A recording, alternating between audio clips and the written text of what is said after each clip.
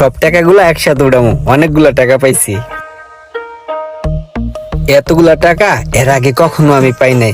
এবার এই টাকাগুলো উঠাইয়া আমি ঈদে মার্কেট করবো। যাই, টাকাগুলো নিয়ে সোজা মার্কেটে চলে যাই। অনেকগুলা টাকা এবার বোনাস পাইছি। এই টাকা দিয়ে আমার লেগা, বাসার সবার লেগা, এমনকি আমার গার্লফ্রেন্ডের লেগা মার্কেট করবো। আরে কি যে অসহায় আমি। ওই তো একটা লোক আইতেছে, এর কাছে কোন ধান্দা করতে হইব। টাকাগুলো মোট কথা পকেটে রাখতে ইচ্ছা করে না, একসাথে দেখতে অনেক ভালো লাগতেছে। এই যে ব্রাদার, ভাই আসসালামু আলাইকুম। ওয়ালাইকুম আসসালাম। ভাই আমি খুবই অসহায়, দরিদ্র, আমার দুইখানা হাত নাই। দাদা আমি ভিক্ষা করি না, আমি ভিক্ষুক না।